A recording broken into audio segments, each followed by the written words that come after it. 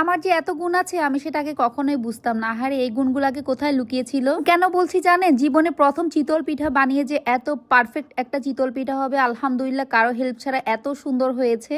আপনারাই বলবেন কেমন হয়েছে, আমি কিছু বলবো না। আসসালামু আলাইকুম, সবাই কেমন আছেন? চলেন তাহলে রেসিপিটা শুরু করি। ফার্স্ট একটা বাটিতে 2 কাপ শুকনো আতপ চালের গুঁড়ো নিয়ে নিয়েছি। এন্ড আমি আগের দিন রাতে 1 কাপ সিদ্ধ চাল ভিজিয়ে রেখেছিলাম। আর এই যে ব্লেন্ডারে জারে দেখতে পাচ্ছেন এগুলো আমি ব্লেন্ড করে নিয়েছি। এখন এই সিদ্ধ চালের ব্যাটারটাকে আমি শুকনো আতপ চালের গুঁড়ার সাথে দিয়ে দিয়েছি আর দিয়েছি স্বাদ মতো লবণ। আর এখন আমি অল্প অল্প করে পানি অ্যাড করব।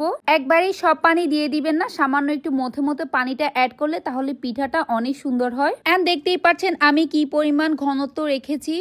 এন্ড এই পিঠার পানিটা কিন্তু অবশ্যই গরম পানি দিতে হবে।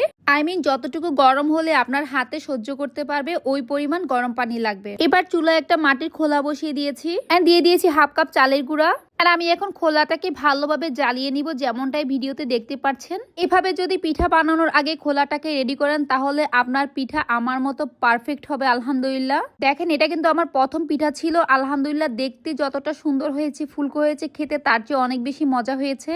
আমি না আজকে অনেক ভয়ে ভয়ে পিঠা বানাচ্ছিলাম। আজকে এটা আমার ফার্স্ট টাইম পিঠা বানানো আর এটা আমি ভিডিও শুট করছিলাম। জানি না, আল্লাহকে ডাকছিলাম যে কেমন হয়।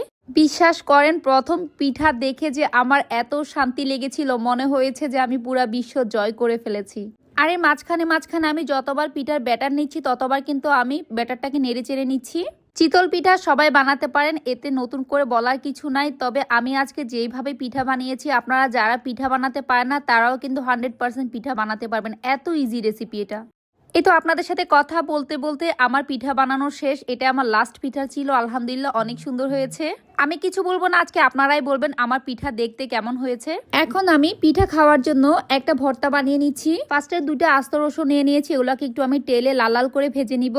অনেকগুলো শুকনো মরিচ নিয়েছি, যতটুকু আমি ঝাল খাবো ততটুকুই। আর শুকনো মরিচগুলোকে আমি আগে থেকেই ভিজিয়ে রেখেছিলাম। আর এখন নিয়ে নিয়েছি অনেকগুলো ধনিয়া পাতা। এই তো এগুলোকে একটু করে ভেজে নিব, হালকা সরিষার তেল দিয়ে নেড়ে চেড়ে উঠিয়ে নিব, ব্যাস। এরপর ধনিয়া পাতা, শুকনো মরিচ আর রসুনগুলোকে নিয়ে শুধু বেটে ভর্তা বানিয়ে নিব স্বাদ মতো লবণ দিয়ে। আর আমি আজকে বাটাবাটির ভিডিওটা শুট করতে পারি নাই কারণ আমি একাই হাতে সব করছিলাম। আলহামদুলিল্লাহ আমার পিঠাগুলো দেখতে যতটা লোভনীয় হয়েছে, খেতেও তার চেয়ে অনেক বেশি মজা হয়েছে। আর ভর্তাটার কথা কি বলবো, এত যে মজা হয়েছে আলহামদুলিল্লাহ। এখন একটা গুরুত্বপূর্ণ কথা শেয়ার করব আপনাদের সাথে। চিতল পিঠাতে অবশ্যই আপনারা ট্রাই করবেন শুকনো সেদ্ধ চালের গুঁড়া বা ভেজা গুঁড়া মিক্স করার জন্য। এতে করে পিঠাগুলো অনেক বেশি সফট আর অনেক ফুলকো হয়ে থাকে। তো আমার রেসিপিটা কেমন হয়েছে আপনারা সবাই কমেন্ট করে জানাবেন। আর যারা এখন আমার পেজটা ফলো করেনি তারা আমার পেজটাকে ফলো করে দিবেন সবাই। আজকে এতটুকুই, দেখা হবে অন্য কোনো ভিডিওতে। আল্লাহ হাফেজ।